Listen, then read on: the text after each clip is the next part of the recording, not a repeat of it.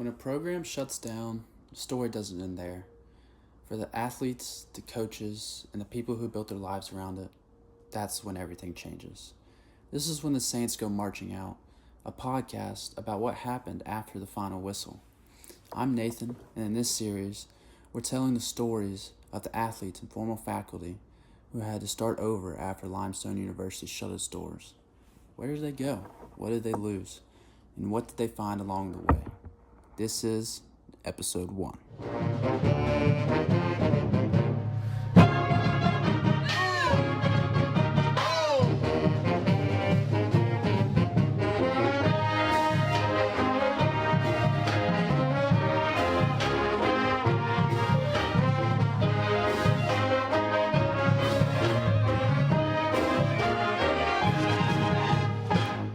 Before we get into our first guest appearance, it's important to understand what Limestone University actually was. Limestone University was a private Christian college located in Gaffney. It was founded in 1845, making it one of the oldest colleges in South Carolina. Originally established as the Limestone Springs Female High School, it is one of the first institutions in the region dedicated to educating women, which was rare for its time. Over the years, the school evolved into a co-educational university and became known for its strong sense of community and its athletics programs, especially at the Division II level. Limestone built a reputation in sports like lacrosse, where it became a national powerhouse, along with competitive teams across multiple sports. For generations of students and athletes, Limestone wasn't just a school, it was home, identity, and opportunity. Now my co-host Cam Cross will get us started with former Limestone Religion professor Tom LeGrand, where we will take a deep dive into Tom's time at the university. Take it away, Cam. Question I was gonna say, just tell me about a little bit about your time at Limestone and how was it being a professor there? So it was odd circumstance. I was working at a nonprofit, and my nonprofit shut down, or not shut down. They ended my position 2 days before I interviewed at Limestone, Wow. which was really kind of wild.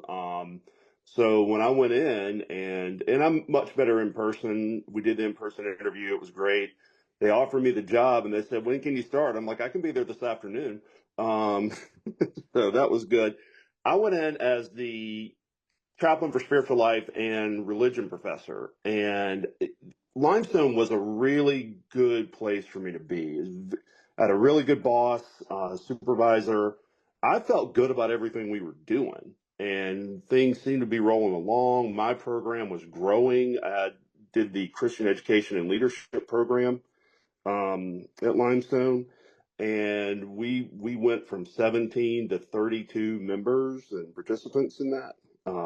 So we were plugging along. I love the teaching aspect. It was really hard to get Limestone students to take my class because somehow they got the word that I was really hard, which I think's a lie. But there was no religion requirement. 92% athletes at one point. And so it was tough if you were a non-athlete. When 2023 started, the CFO of Limestone was escorted off campus by security. What's going on? And there had just been gross mismanagement of the budget. I cannot say for sure. I think some things that needed to be investigated were happening. And it just threw the campus into an uproar. So the next thing, 2 weeks later, the president resigned, and they made my boss the president of the school. And it just, students are asking me, are we going to close? Are we going to, what's happening? And I really didn't know. I don't think anybody knew exactly I think they were trying to figure out what was going on, but nobody exactly knew. My program was supposed to have $1 million endowment, and nobody could ever tell me where that money was. And my supervisor, who was the provost, couldn't find out from anyone where that money was. By early 2025, Limestone had been drawing heavily from its endowment to stay afloat, using nearly $18.9 million after being granted permission to tap into restricted funds. That meant money intended for long-term support may not have been there anymore. I think it was gone. And that it just wasn't there anymore. So I had my budget slashed to zero, and we had to make do with no money. I think I put up about over 2 years. I put up $5,000 to $6,000 of my own money to help the program keep going. And I mean, you just can't do anything without any money at all. So probably the most eye-opening day, they called in the wrestling, the women's wrestling team, men's volleyball, and I think anyone who was interested in the PA program, and they told them that all of those programs are being cut. So I remember being in the student center until 10 o'clock at night, just talking with students who were crying, who were bawling, didn't know what to do, didn't know where they were going to go. One of them was from Romania. And, she's like, what am I going to do now? I don't know. My program's going to be gone. My team's going to be gone. They're cutting my scholarship. And it was devastating. It was really, really hard. So that was a bad semester for everybody. We came back in 2020, the fall of 23, and we were just kind of like, we're going to make this good. We're going to work hard. We're going to make everything we can do really good. 2 weeks after the semester started, the interim president resigned and the provost resigned. 2 weeks after that, our vice president for student success was dismissed, my boss, my supervisor, and nobody knew why. No one could get any answers to anything. So you would come into work and somebody who was working today was just gone. Like their office is cleaned out, they're gone. That's really difficult to work in those circumstances. And of course, the students felt the tension. They could tell. I mean, like people just disappeared. Professors were just no longer there, and they had no answers. So it was just really, really stressful. What were you doing on the day when they announced that they were shutting down the university, and sort of what was the student body reaction to that? You talked a little bit about some of those students, but talk about that, like that day when Limestone actually announced we're closing. So that was one of the wildest things. This is a little bit of a long story too, so I apologize. So you remember I told you that people were just gone one day because somebody decided they were gone? The Monday after graduation in 2024, I walk into my office and HR is sitting there. And I was gone. So just, why? What did I do wrong? Well, we're going in a different direction. What do you mean you're going in a different direction? Well, that's all I can tell you. We have non-disclosure agreements. Anytime they start asking people to sign NDAs, it's not good. So, they were like, well, you can come back later and get your stuff. I was like, hell no, I'm packing my stuff up. I'm going. I packed my office that day and had, friends and students and our student assistants and faculty helping me pack my stuff up and just left. And I think it shocked everybody because there really was no reason. I mean, there was no reason anybody could find. I hadn't, there was nothing illegal, illicit, or, and we have been successful in our program. Honestly, the reason that I believe that happened is, as a chaplain, I believed it was my responsibility to step up and speak up for people who were being hurt. And I made it very clear I was not afraid to speak on people's behalf. So technically, it was illegal for them to not have a chaplain in place according to the rules of the endowment that was given. But if the endowment money's not there, that kind of doesn't apply anymore, And so that was weird. It was absolutely horrible. I mean, I was devastated. But I got a job at Spartanburg Methodist College in a couple of months doing career development, which I knew nothing about. I figured I could learn it. So we were having our big Spartanburg Methodist does this thing called Apex, where all the seniors have to present capstone projects, and we have it's a big brouhaha. So we were working on that, and I had gone back up to my office to put on my suit for the event and walked back down. And two people who had come from Limestone grabbed me and they said, Limestone's closing. I was like, what? They said they have announced they are shutting the school down. On May 7th, 2024, Limestone University officially announced it would permanently close its doors at the end of the spring semester. Students had less than a month to figure out their next move. For some, that meant scrambling to transfer credits. For others, it meant losing scholarships, housing, and in some cases, their immigration status. But before the final announcement even landed, leadership had already been taking deposits from incoming students who had never even set foot on campus. When those deposits weren't returned, it drew the threat of a lawsuit. The institution that had served this community for nearly 180 years ended not with a plan, but with a week-long, last-ditch fundraising attempt and the silence from the top. Staff, but I called some students, and they just did not know what even to think or what to do. I don't know if you know this part of the story, but then they had this whole thing of they were going to give it another week and try to raise $6 million in a week to see if they could keep the school open.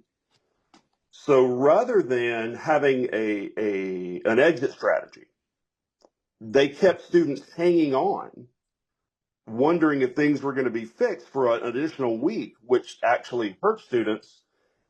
Also, they were taking deposits less than 2 weeks before they announced the closing of the school.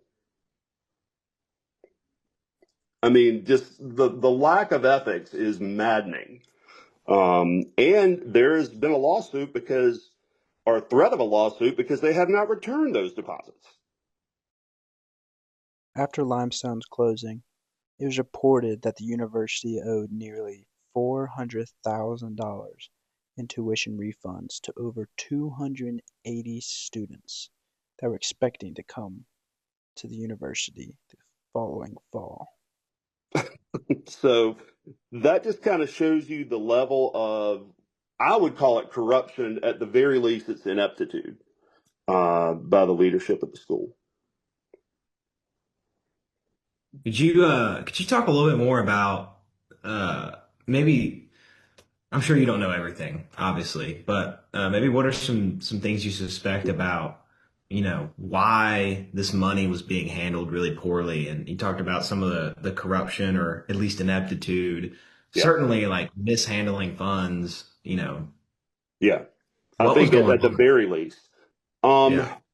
So I will give you one example, and I'm hesitant to name him, but I might need to think on that before I give you a name. Our CFO is actually working at another college now, which blows my mind.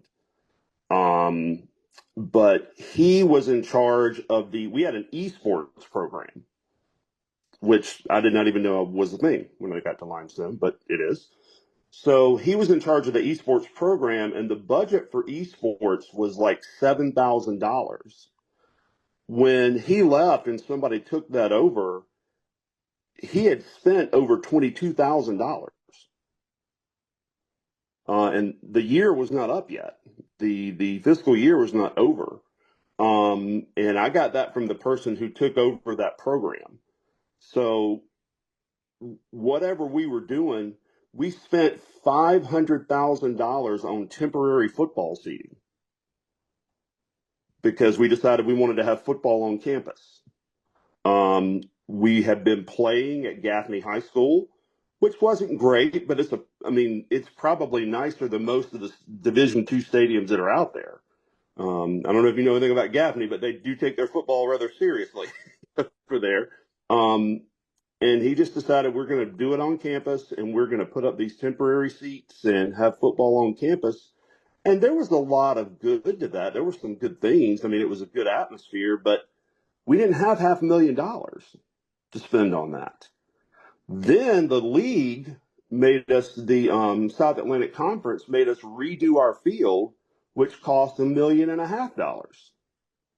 in order to bring it up to standard for playing football. It was old artificial turf, which I don't know if you know anything about old artificial turf. It's not a lot of fun to play football on. So, we had to go in and put field turf in, and we had to do it, or we weren't going to be allowed to play because Gaffney High School wasn't going to have us back.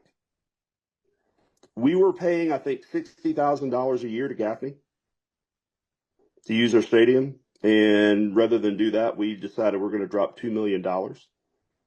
Have you all looked or researched anything about the Student Center building?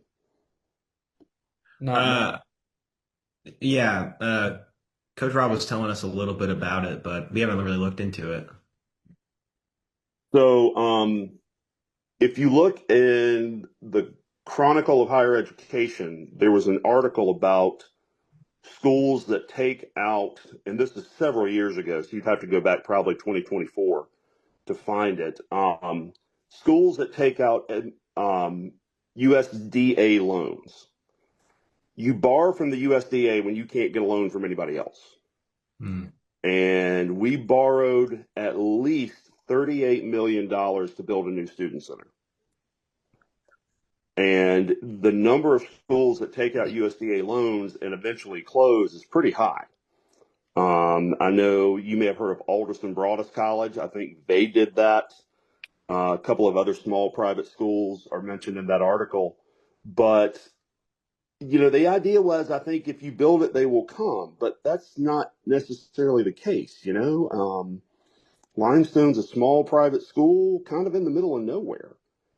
And a good student center is not going to be quite enough. So, we were in serious debt, and we're borrowing against the endowment, which is highly questionable.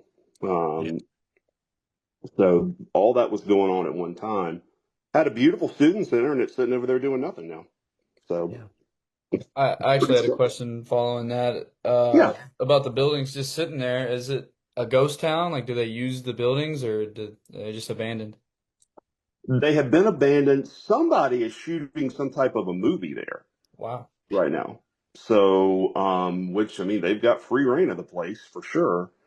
Even after its closure, Limestone University hasn't gone completely quiet. As Tom referenced, there is a movie being filmed on the grounds. It is a new action thriller produced by the Daily Wire and Bonfire Legend, starring Jonathan Majors and directed by Kyle Rankin. Filmed between March and April of 2026, the project, reportedly inspired by classic action films like Red Dawn, brought temporary life back to a campus that had otherwise fallen silent. For a brief moment, the same spaces that once held classrooms, practices, and student life were repurposed into film sets. But even as cameras rolled, production was interrupted following safety concerns after an on-set incident. Another reminder that Limestone's story, even now, remains complicated and unfinished. In a way, it's fitting. A place once filled with energy, ambition, and community now serves as the setting for a different kind of story. One that mirrors the uncertainty left behind when everything else came to an end. I have been over there a couple of times, and they had neighborhood, like community members were going and cutting the grass just to keep the grass cut. That's kind of how sad this thing was. And it's a huge loss for that community. There's not a ton going on in Gaffney. And the students, people complained about it, but they also brought in a lot of money to the town and to the neighborhood. So it was sad for everybody in those circumstances. Gaffney, South Carolina sits in Cherokee County, one of the poorer counties in the state, with a poverty rate that consistently runs well above the national average. For a town like this, a university isn't just an academic institution. It's an employer. It's a pipeline for volunteers. It's the reason people stop at the diner, the coffee shop, the gas station. Limestone brought roughly 3,000 students and hundreds of faculty and staff to this community. When it closed, that economic engine went quiet almost overnight.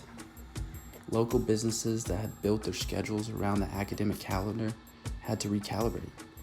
Organizations like Meals on Wheels, who had counted on student volunteers to reach the elderly and the food insecure, were suddenly short-staffed.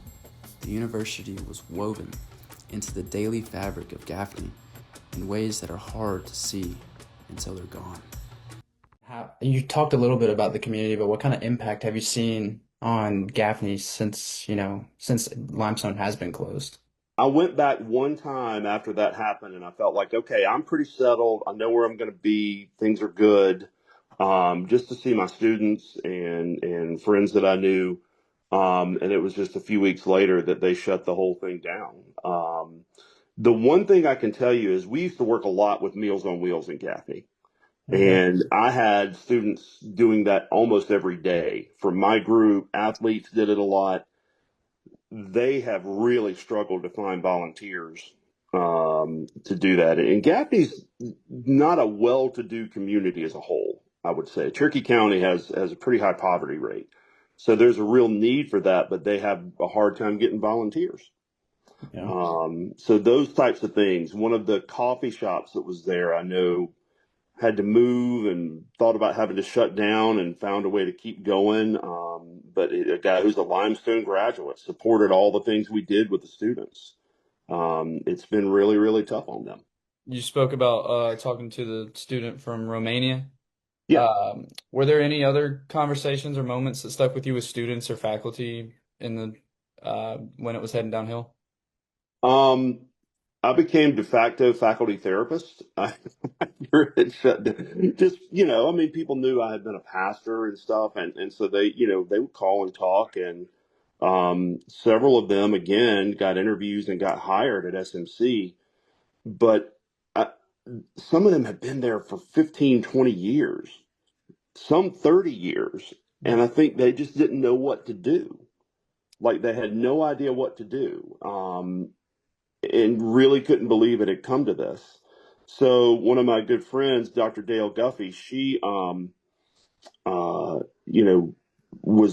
she's a lawyer and was having to look for law jobs. And I think she's actually working for she is working for the city of Gaffney now. But I think she was like me. She just could not believe the way that all of this was handled. From what I understand, the president was just incognito after he made the announcement. Like nobody saw him much before. They surely didn't see him much after that. It seemed like he was throwing a lot of money around that the school didn't have. And no one was real sure what the logic was behind that. For me, and I think for a lot of people, I see people posting things on Facebook about Limestone and missing Limestone. I've had to just kind of step away from that because it's almost too painful. And the way things happened for me, I was kind of on my own, the way that they kind of kicked me out the door. So I was like, I didn't have anybody to go through this with. I feel terrible for them, and I'm glad most of them have found jobs and positions and stuff. But I honestly just try not to think about it too much because I miss the students more than anything. I had great kids. I had great students there, and they just deserve so much better than this. In our next episode, you'll hear directly from a former Limestone student about what it was like when everything began to shut down, what they saw, what they felt, and how it changed their path forward. Here's a little sneak peek. Now, in 2025, in April, let's say, they did a Day of Ghost Day, and then everyone's like, okay, something really bad is happening since no one is talking to us, we don't have classes, there is no electricity in the main buildings, like what's going on? So everyone was in front of the library waiting for the decision of what's going on. At 10 p.m., they emailed us saying, unfortunately, we are missing, I think it's 15 right now, $15 million. Wow. If we don't raise them, we have to close by next week. Yeah. Like, what are you talking about? Like, what do you mean we're closing? Or like, we're closing athletics and everything before the season ends. So I flew, me and all my... Limestone University may have closed its doors, but the stories of its students, faculty, and athletes live on.